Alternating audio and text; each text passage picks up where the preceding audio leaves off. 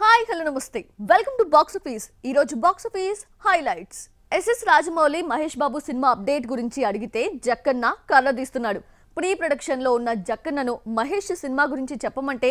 ఎక్కడా లేని కోపం వచ్చేస్తోంది కొడతానికి ఏకంగా పెద్ద కర్రే పైకి లేపాడు రాజమౌళి ఏంటి కొట్టడం ఏంటి అనుకుంటున్నారా నమ్మడం లేదా అయితే ఈ వీడియో చూసేయండి మీరే నమ్మేస్తారు మహేష్ రాజమౌళి సినిమా అదిగో ఇదిగో అంటూ ఇంతకాలం ఊరించినా ఇంకా ముహూర్తంకు నోచుకోలేదు వెయిట్ చేసి నెలలు గడుస్తున్నాయే గానీ ఇప్పట్లో సెట్స్ పైకి రాదు సినిమా ఏడాది మొదలయ్యేట్టు కనిపించడం లేదు రాజమౌళి చేతుల్లోకి వెళ్లిపోయిన మహేష్ ఏడాది వేస్ట్ చేసుకున్నాడు మహేష్ రాజమౌళి మూవీ SSMB 29 సెప్టెంబర్లో మొదలవుతుందని నిర్మాత KL నారాయణ ఓ ఇంటర్వ్యూలో చెప్పినా అది ఆయన చేతుల్లో లేదు చూస్తుంటే 2025 జనవరిలో తెరపైకొస్తుందని తెలుస్తోంది మహేష్ లాస్ట్ మూవీ గుంటూరు కారం సంక్రాంతికి రాగా రాజమౌళి సినిమాలో జాయిన్ కావడానికి ఏడాది పడుతుంది ఈలోగా మరో మూవీ చేస్తే గ్యాప్ కవర్ అయ్యేది జక్కన్న లాస్ట్ మూవీ RRR 2022 మార్చిలో రిలీజ్ అయింది ఈ సినిమా సెట్స్ పై ఉండగానే మహేష్ తో మూవీ ప్రకటించాడు దర్శకుడు ఏడాది పాటు RRR ఆస్కార్తో గడిపేశాడు 2025 జనవరిలో మొదలైనా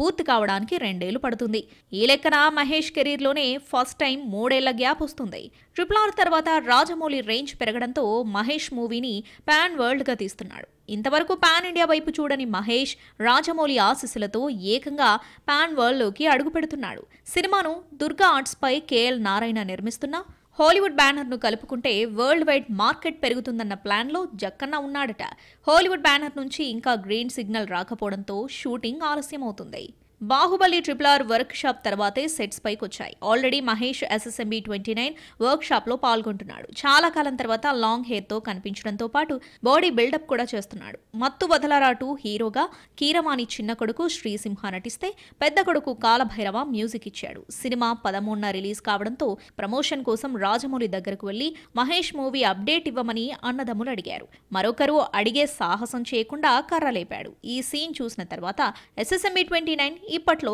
కెమెరా ముందుకు రాదు అనిపిస్తోంది